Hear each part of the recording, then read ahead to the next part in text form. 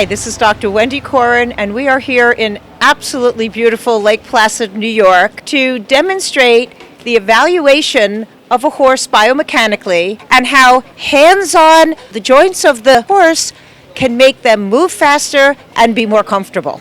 We're going to begin the evaluation by feeling the mobility in the joints of the front legs from the coffin joints up through the knee and into the shoulder. Then we're going to move back and evaluate the motion of the hind legs from the coffin joints through the hock and the hip and the stifle. Then we're going to move on from that and analyze the neck. Can it move left and right? Can it flex up and down? And then we're going to move up to the top line in the back and feel for the mobility in between each and every one of the vertebrae and the ribs. And whatever is not moving correctly, we're going to restore that mobility. Beginning with the right front, we look for motion in the coffin joint, in the fetlock, in through the carpus or knee, back up through the shoulder and elbow, and looking for the front of the shoulder and the flexibility range of motion of the entire front limb.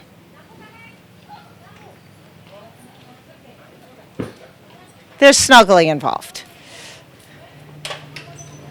Moving on to the left front, we're both looking for the range of motion there and the comparison of how that limb moves in relation to the other limb. We look not only locally where Dave is repeating those ranges of motion, but also at the expression of the horse as to whether or not there's a difference between how he feels left side to right side. And you may have noticed he paid more attention to the stretching of the left front than he did to the right front. Moving on to the hind limbs. Again, we're going to see how does it move at the coffin joint? How does it move at the fetlock? What's our range of motion and flexibility through the hock and the front of the hock at the tarsus? How does it move through the stifle and range of motion in the hip up into the sacroiliac? We watch to see, does he have the stability to continue standing? Where does he have to shift his weight? And we look for it feeling good, a sigh, it's been stretched out. And sometimes you get expressions of appreciation. If it hurts, sometimes you get expressions of not so much.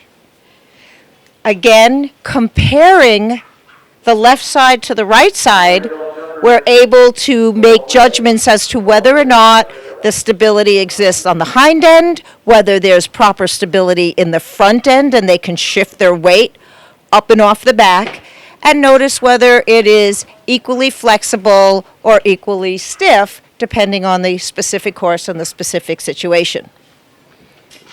Next, we evaluate the cervical spine or the neck. We look at him head on to see if his eyes are level. We feel his neck to notice whether or not there's any areas of discomfort that he's demonstrating with light touch. Anyone is sore if you poke at them. We look for mobility at that atlas, at the top vertebra, and how it relates up to the front, through the top of the head at the occiput, or as Dave is palpating now, at the temporomandibular joint, which joins the skull to the jaw. Asking him to turn his head to the left, we see whether he does it easily or avoids this by moving his body all around. And that's a really nice range of motion for our older gentleman. But he's fighting the full range of motion, letting us know that there's resistance both muscularly and skeletally. If you watch his tongue licking and chewing and giving us evidence that this is increasing his comfort as opposed, there you go, and a beautiful shift.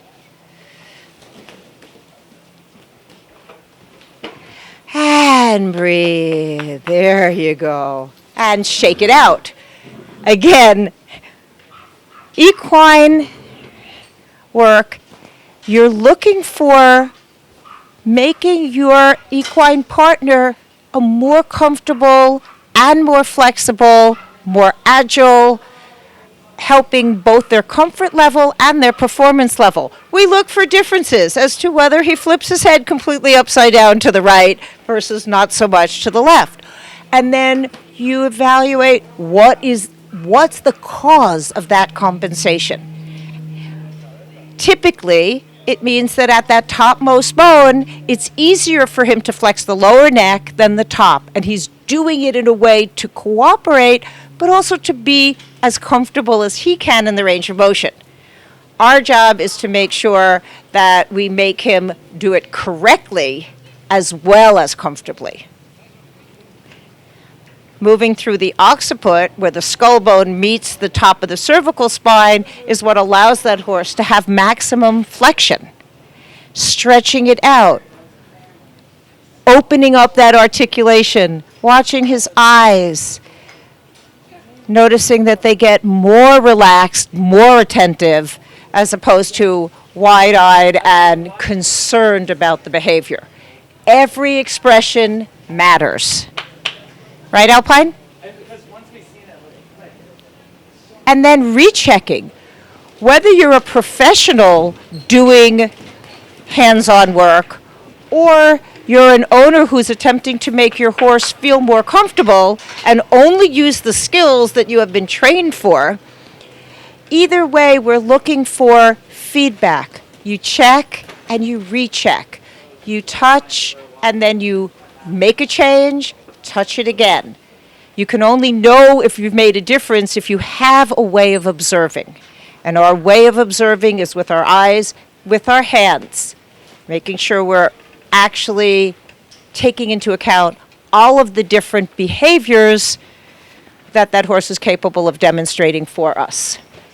In order to effectively evaluate the spine of a horse after the cervical spine, we need to be able to get up and above. So we use, in our practice, a bale made out of styrofoam to stand on and get another perspective.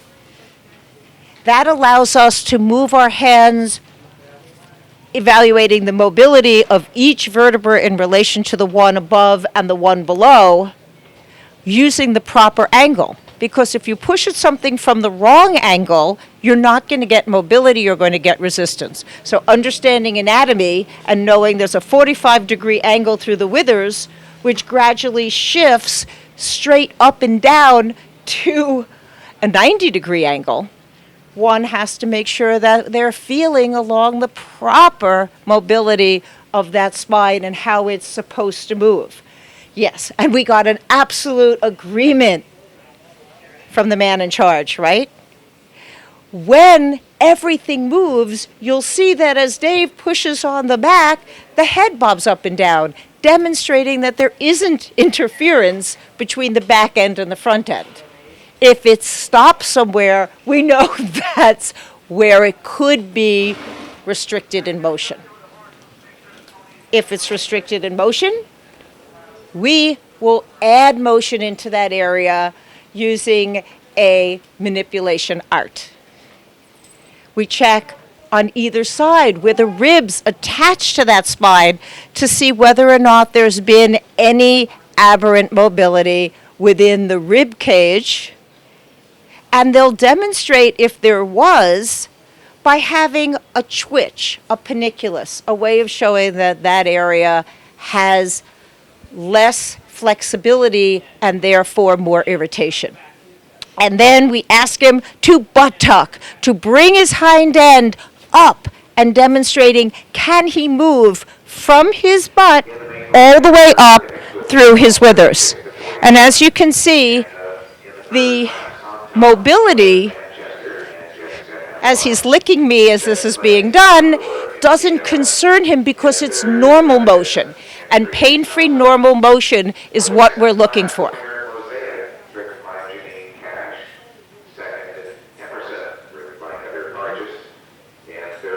And that is a typical evaluation and correction. We can add more to this using modalities if the situation calls for it. And I'm not telling you what he said.